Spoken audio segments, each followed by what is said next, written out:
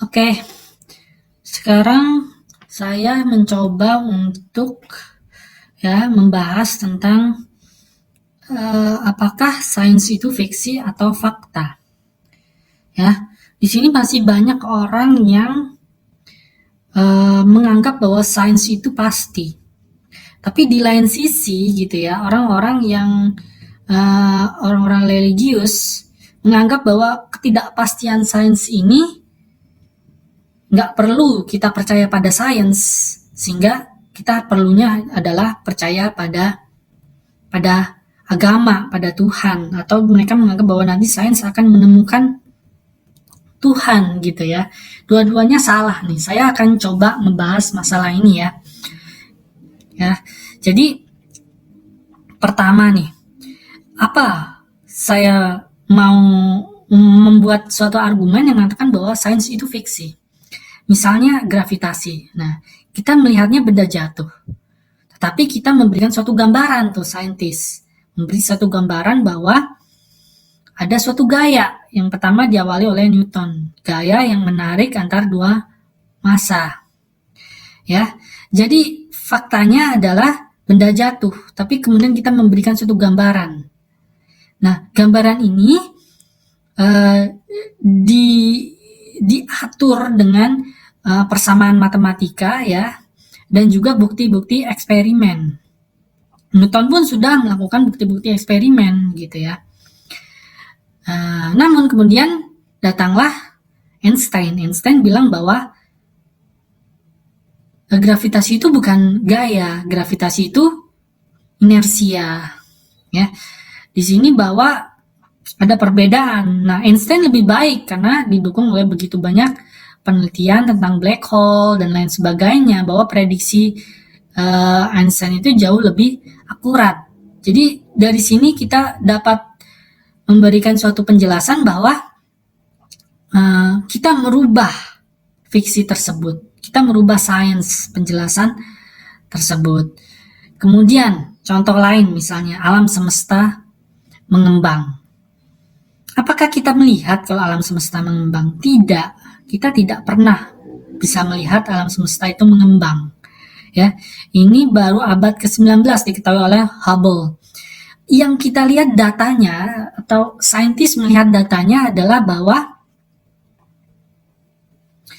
data itu berupa sinar infrared atau sinar yang lain atau gelombang-gelombang lain. Kemudian mereka melihat bahwa ada suatu bahwa semakin jauh pergeseran sinar yang kita tangkap ini adalah menuju pergeseran merah, seperti alam semesta itu menjauh, ya.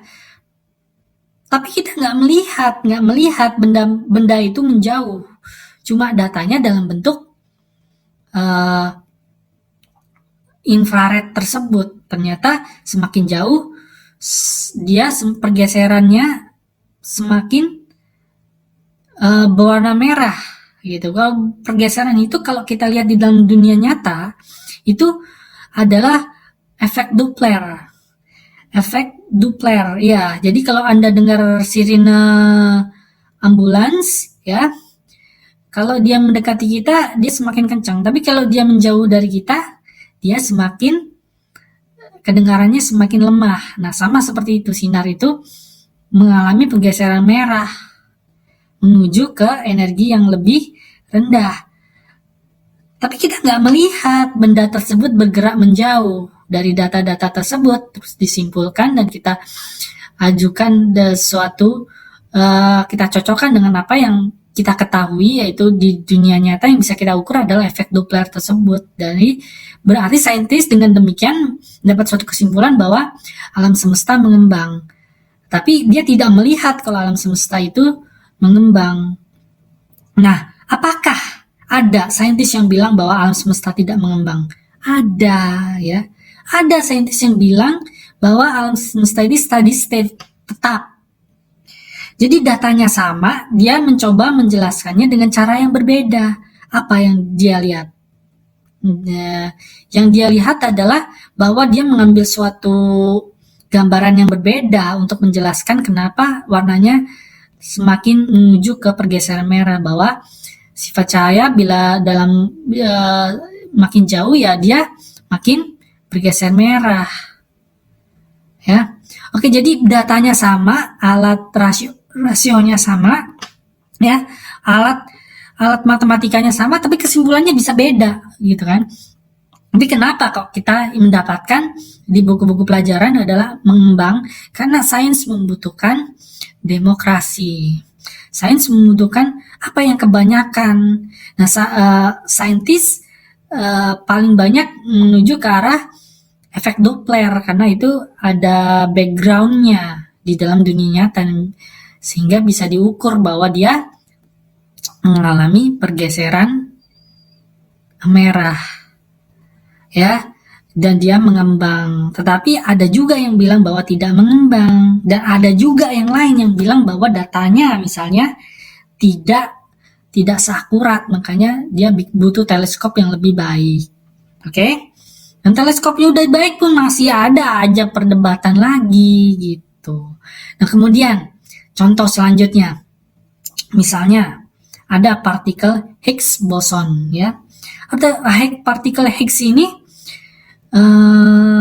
kecil, dia susah untuk dideteksi, ya. Sangat sulit untuk dideteksi, dan kemudian pendeteksian ini adalah dengan membuat akselerator, yaitu membenturkan inti partikel dengan dipercepat, kemudian dibenturkan. Nanti diukur energi dari benturan tersebut, yaitu bahwa ada yang sebesar 128 giga electronvolt. Nah, kalau energinya sebesar 128 giga electronvolt, maka kita dapat menduga bahwa Higgs boson itu ada, ya. Partikel Higgs boson ini partikel yang menyebabkan bertanggung jawab terhadap massa dari benda-benda. Tetapi itu pun sangat sulit, ya, karena itu dia butuh statistik, dia dibenturkan berulang-ulang. Nah, hasilnya bentuk statistik, dan lebih kacaunya lagi, ya, semua partikel itu bisa memiliki energi 128 giga electronvolt. Namun, ya, menurut asas ketidakpastian Heisenberg, maka setiap partikel bisa memiliki 128 giga electronvolt. Karena itu datanya sangat sulit nih. Tetapi dengan melakukan suatu bentuk statistika, ya, dibenturkan secara berulang-ulang di CERN, nah, hasilnya nanti dalam bentuk statistik diterjemahkan lagi. Nah, kemudian dalam bentuk statistik tersebut, bila ada tonjolan yang cukup antara di kisaran 128 giga electronvolt, maka kita dapat menduga bahwa memang Higgs boson itu ada. Tetapi di sini saya kurang setuju, ya. Tetapi banyak saintis yang setuju bahwa ini kemungkinan kecocokan antara teori dan eksperimen sangatlah kecil kalau itu hanyalah suatu kebetulan.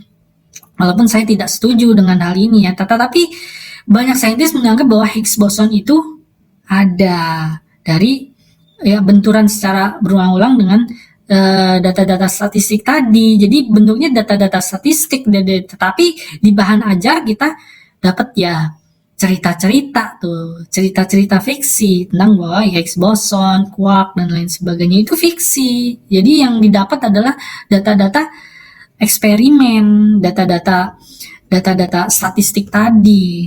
Oke, ada nggak saintis yang tidak setuju dengan partikel fisik, ya? Ada, bahkan dia bilang ridiculous nih. Saya nggak peduli, dia bahkan muak banget dengan partikel fisik, tetapi jumlahnya sedikit. Sekali lagi, sains membutuhkan demokrasi. Mayoritas setuju, oke, kita terima bahwa Higgs boson itu ada. Sama seperti elektron muter-muter di inti atom itu, kita nggak ada alat hingga saat ini yang bilang bahwa elektron itu memang muter-muter, tetapi kita melakukan suatu pengujian, kita tembakkan, ya, saintis menembakkan sinar alfa ke lempeng emas, dan dari hasil itu pembengkokan dan pantulan dari sinyal alfa, maka dan dicocokkan dengan teori-teori dan percobaan lain, maka mereka mengambil kesimpulan bahwa ada partikel elektron. Nah, jadi itu berupa gambaran fiksi ya. Bahkan Neil deGrasse Tyson pun pernah bertanya tuh ya, apa benar elektron itu ada gitu. Tapi belum ada alat untuk melihat elektron hingga saat ini tuh belum ada. Jadi simpulannya bahwa sains itu fiksi. Oke? Sains adalah fiksi dan bisa dirubah. Ya, kita melihat cerita-cerita dan memadat cerita ini dalam bentuk fiksi yang didukung dengan analisa dalam bentuk percobaan dan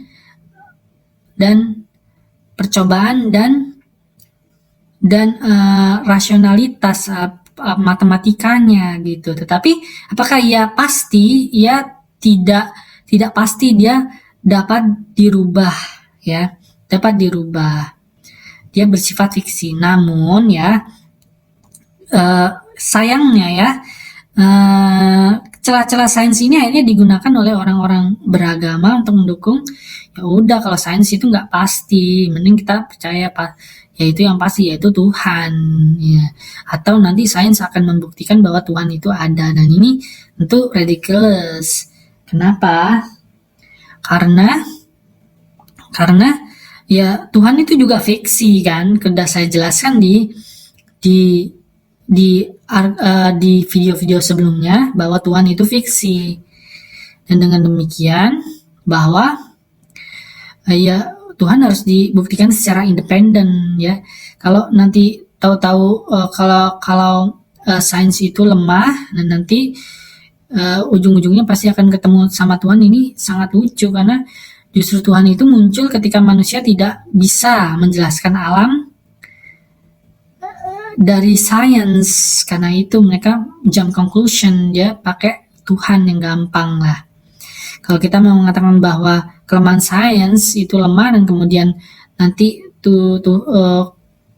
ya sains itu lemah, kemudian pasti agama saya yang benar, atau nanti suatu saat sains akan menunjukkan bahwa Tuhan itu ada, itu sama dengan mengatakan bahwa dulu bumi datar, kemudian sains mengatakan bumi bulat. Nanti dengan kemajuan ilmu teknologi, kita akan dapati bahwa sains itu akan mendapati bahwa bumi itu datar. Kan ini ridiculous ya. Jadi argumen tersebut salah dua-duanya ya.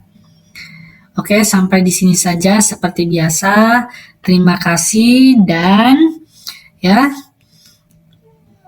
ingatlah bahwa kebenaran itu tidak datang pada orang-orang yang pintar, tapi kebenaran itu datang pada orang-orang yang berani.